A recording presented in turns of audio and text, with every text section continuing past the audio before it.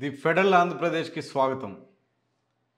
అటు భారతదేశంలోనూ ఇటు ఆంధ్రప్రదేశ్లోనూ భాష చుట్టూ రాజకీయాలు జరుగుతూ ఉన్నాయి. దీనికి ఆంధ్రప్రదేశ్ ఉప ముఖ్యమంత్రి పవన్ కళ్యాణ్ కేంద్ర బిందువుగా మారాడు. హిందీ భాషని భుజానకెత్తుకొని ఆయన రాష్ట్రాలు చుట్టూ తిరుగుతున్నాడు. ఆంధ్రప్రదేశ్లో ఎలాంటి సమస్యలు లేవన్నట్టుగా, హిందీ భాషే అసలైన సమస్య అన్నట్టుగా తలపైకి ఎత్తుకుని మోస్తూ ఊరూరు తిరుగుతూ దాని గురించి మాట్లాడుతున్నారు. ఆంధ్రప్రదేశ్లో చాలా భాషలు అంతరించిపోయే దశలో ఉన్నాయి. దాదాపు 7 నుంచి 10 భాషల వరకు అంతరించిపోయే దశలో ఉన్నాయి. ఒక భాష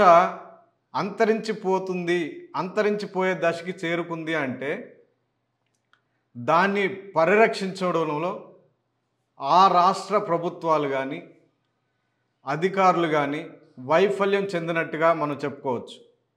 ఒక భాష అంతరిస్తుందంటే దాన్ని మాట్లాడుతున్నటువంటి, దానిని అనుసరిస్తున్నటువంటి ఆ చరిత్ర కలిగినటువంటి జాతి కూడా అంతరించిపోతుంది, దానికి సంబంధించినటువంటి సంస్కృతి కూడా అంతరించిపోతుంది అనేది గుర్తుపెట్టుకోవాలి.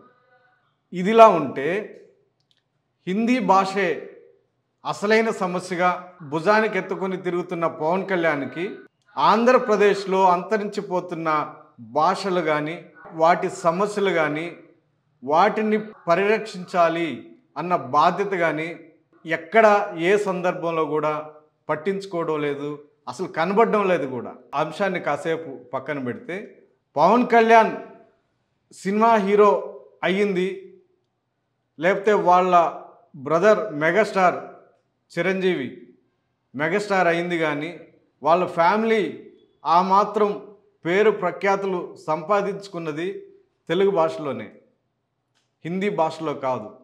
ఆ విషయాన్ని కూడా పవన్ కళ్యాణ్ గారు గుర్తుపెట్టుకోవాలి అన్న చర్చ కూడా ఆంధ్రప్రదేశ్లో జరుగుతూ ఉంది. లోకేష్ కూడా ఇటీవల హిందీ భాష మీద ఒక జాతీయ ఛానల్ ఇంటర్వ్యూ ఇస్తూ హిందీ జాతీయ భాష అంటూ వ్యాఖ్యలు చేశారు. ఇది కూడా చాలా వివాదాస్పదంగా మారింది. చాలా పెద్ద ఎత్తున చర్చ కూడా జరుగుతూ ఉంది.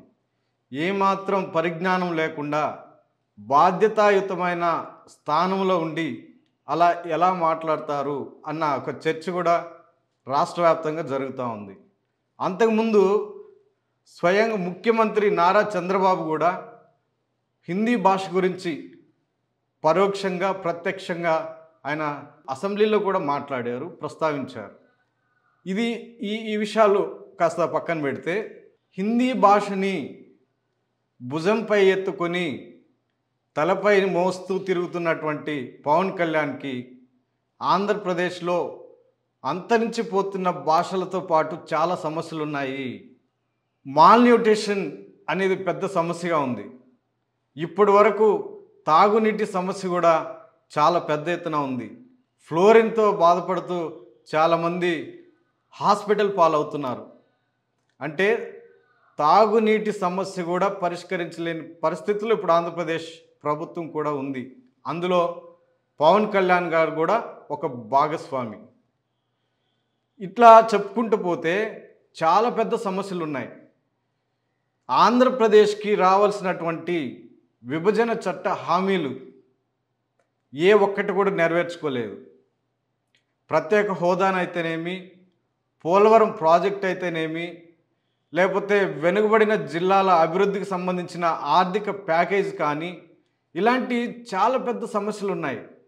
ఇవన్నీ పట్టించుకోకుండా వీటి గురించి కేంద్రం దగ్గర, ప్రధాని మోడీ దగ్గర ఎలాంటి ప్రస్తావనలు చేయకుండా కేవలం హిందీ భాషనే మోస్తూ దాన్నే ప్రచారం చేస్తూ వస్తున్న పవన్ కళ్యాణ్ వీటి మీద ప్రజలు, మేధావులు, ప్రతిపక్షాలు సంధిస్తున్న ప్రశ్నలకి ఏమని సమాధానం చెప్తారు అనేది కూడా పెద్ద చర్చగా మారింది.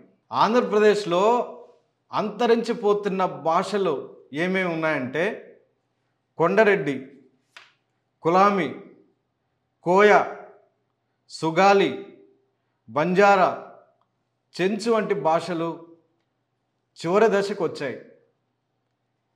నల్లమల అడవుల్లో జీవిస్తున్నటువంటి చెంచులైతే వాళ్ళ జాతి కూడా అంతరించిపోయే దశకి చేరిందని నిపుణులు చెప్తున్నారు. వీళ్ళని పరిరక్షించాలి, వీళ్ళ భాషని డాక్యుమెంటేషన్ చేయాలి.